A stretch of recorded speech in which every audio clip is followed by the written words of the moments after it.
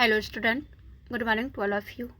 आइए आज हम लोग क्लास 11th और पॉलिटिकल साइंस विषय का जो है अध्याय 1 से शुरू कर चुके हैं, जिसमें कि जो चैप्टर है तो उसका जो है हम लोग पढ़ चुके हैं अगले वीडियो में। अब इस अध्याय का क्वेश्चन आंसर पढ़ेंगे। इसमें जो है सबसे पहला क्वेश्चन है कि संविधान क्या है। तो उत्तर में हम लोग लिखेंगे कि संविधान नियमों, कानूनों और सिद्धांतों का वह समूह है जिसके द्वारा किसी राज्य की सरकार शासन करती है। संविधान क्या है? संविधान नियमों, कानूनों और सिद्धांतों का वह समूह है जिसके द्वारा किसी राज्य की सरकार शासन करती है। दूसरा क्वेश्चन है कि डॉक्टर भीमराव अंबेडकर संविधान सभा में किस समिति के अध्यक्ष थे? तो डॉक्टर भीमराव अंबेडकर संविधान सभा में प्रारूप समिति के अध्यक्ष थे। डॉक्टर भीमराव अंबेडकर संविधान सभा में प्रारूप समिति के अध्यक्ष थे। तीसरा क्वेश्चन है कि भारतीय संविधान सभा के अध्यक्ष कौन थे? तो भारतीय संविधान सभा के जो अस्थायी अध्यक्ष थे उनका नाम डॉक्टर सच्चिदानंद सिन्हा है। लेकिन यहाँ पे है कि भारतीय संविधान के अध्यक्ष कौन थे, यहाँ पे अस्थायी या अस्थायी नहीं दिया गया है। अगर अस्थायी अध्यक्ष का नाम अगर पूछेंगे तो डॉक्टर सच्चिदानंद सिन्हा, और अगर अस्थायी अध्यक्ष का नाम कहेंगे तो डॉक्टर राजेंद्र प्रसाद भारतीय संविधान के अस्थायी अध्यक्ष थे। चौथा क्वेश्चन है कि समाज के सदस्यों में एक न्यूनतम समन्वय और विकास बनाना किसका पहला कार्य है?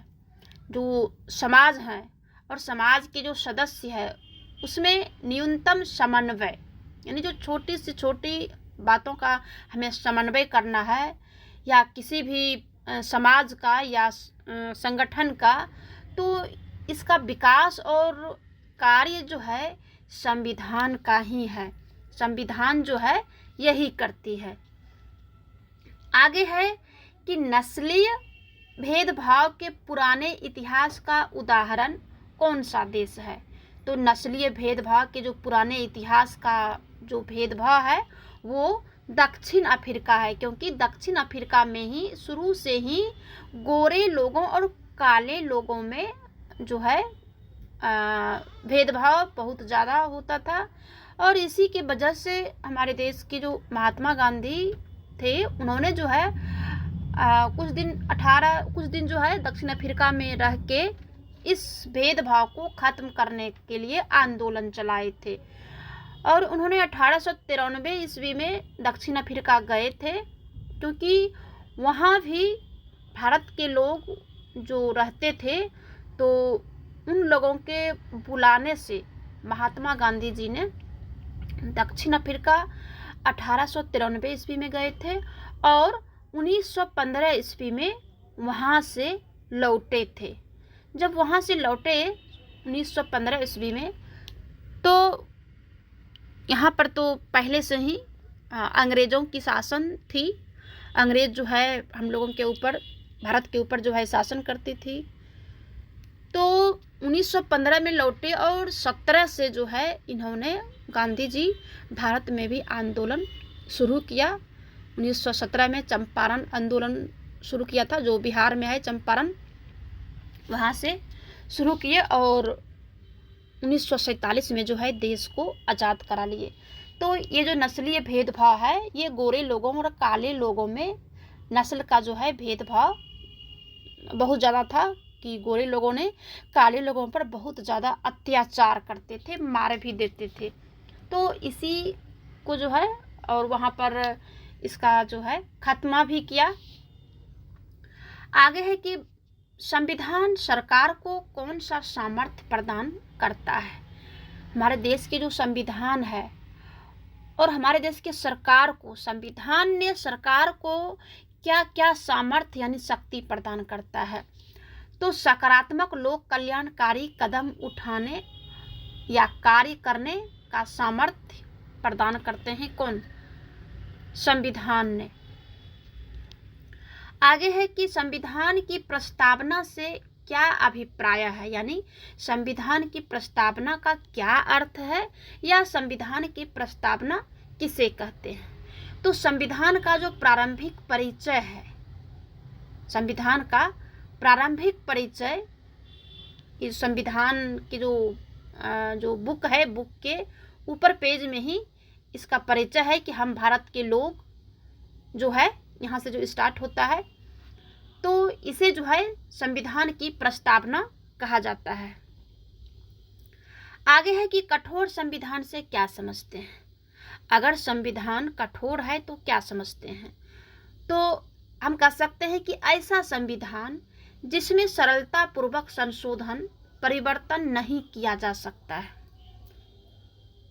ऐसा संविधान जहां सरलता पूर्वक संशोधन यानी सामान्य रूप से उसमें संशोधन जहां नहीं किया जा सकता है, तो उसे ही कठोर संविधान कहा जाता है। लेकिन अपने यहाँ भारत में जो है संविधान कठोर भी है और लचीला भी है, यानी दोनों का सम्मिश्रण है।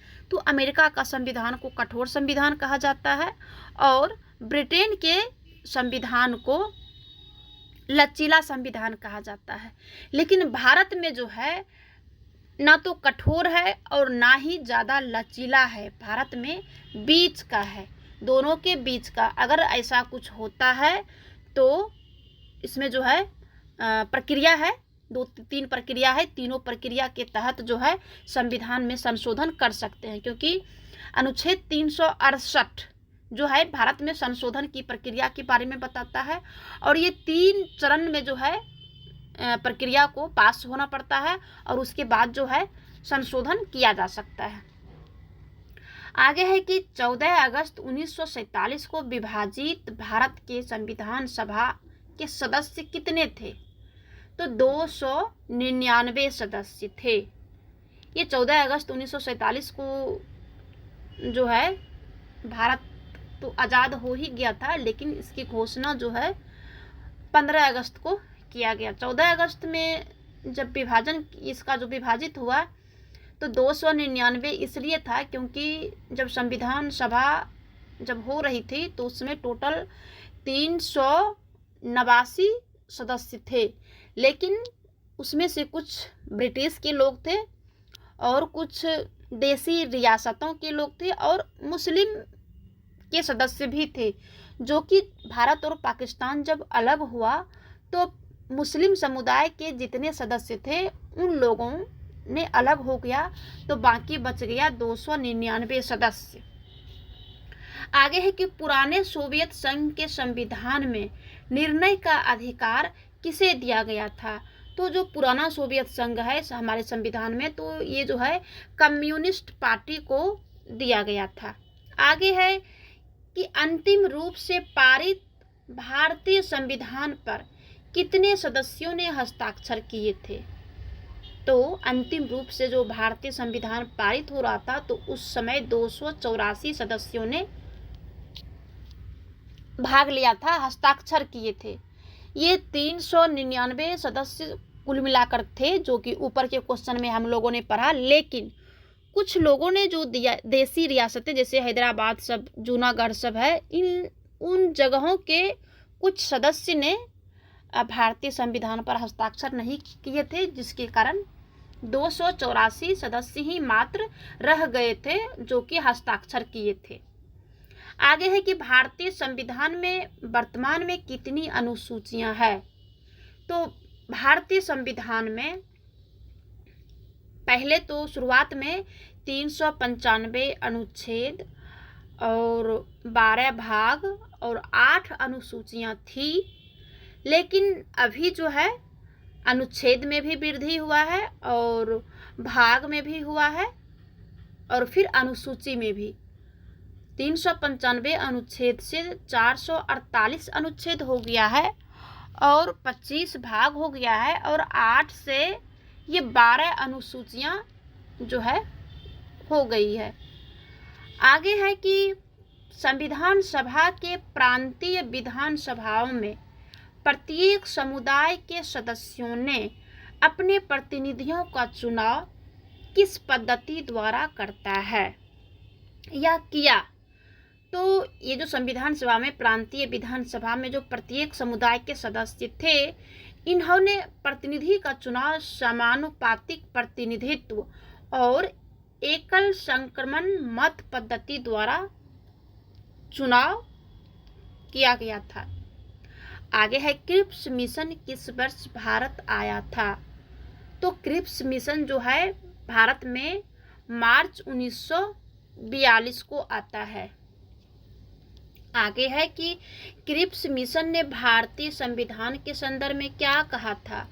क्रिप्स मिशन ने सुझाया कि भारतीय संघ की स्थापना संविधान के द्वारा होगी, जिसका निर्माण संविधान सभा द्वारा किया जाएगा, क्योंकि ये जो है देश गुलाम होने के लास्ट, जब देश जब आज़ाद हो रहे थे, तो आज़ाद के कुछ दिनों पहले का ये थॉट है, क्योंकि शुरू से तो गुलाम करके ही रखा था, लेकिन लास्ट में जब उसको जब हो गया कि अब जो है यहाँ पे रहना संभव नहीं है, तब जो है इस तरह की बातें ब्रिटिशर ने करने लगा था। आगे है कि हमें संविधान की क्या आवश्यकता है? तो संविधान की आवश्यकता देश का सर्वोच्च कानून बनाने, सरकार का निर्माण करने, शासन व्यवस्था के तरीके बताने, सरकारों के प्रकार, यानी कि कितने प्रकार की सरकार, जैसे संसदात्मक होता है, अध्यक्षात्मक होता है, एकात्मक होता है, संघात्मक होता है।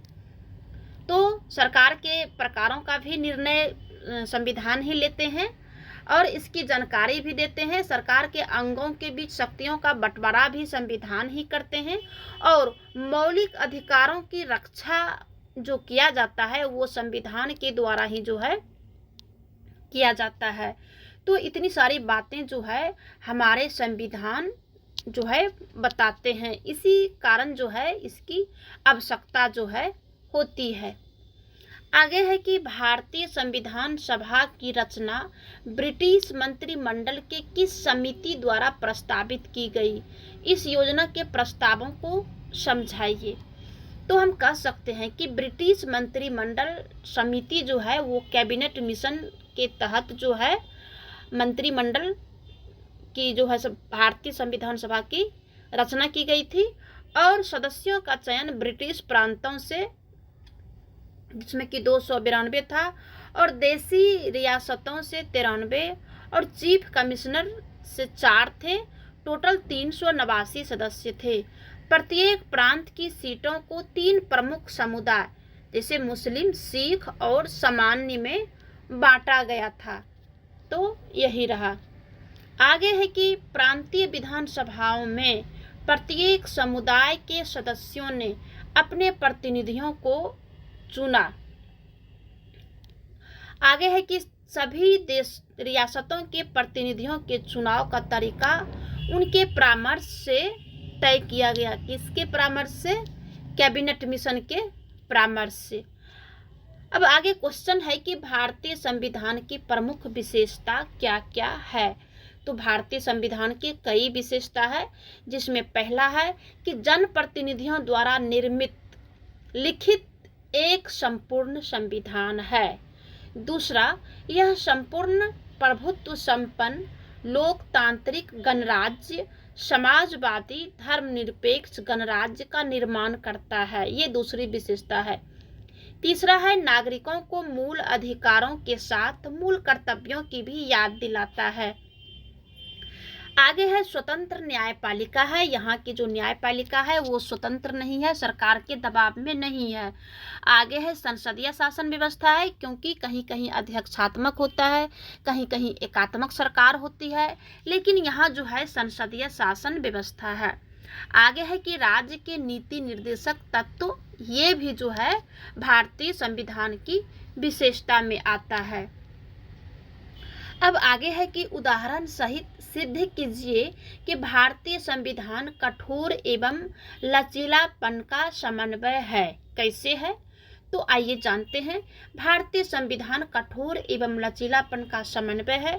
सैद्धांतिक तौर पर भारत का संविधान कठोर है, क्योंकि अनुच्छेद 368 के अनुसार कुछ विषयों में संशोधन के लिए संसद के सदस्यों के 2/3 बहुमत के अतिरिक्त कम से कम आधे राज्यों के विधान मंडलों का समर्थन आवश्यक है, जो कि विशेष बहुमत से ही होता है।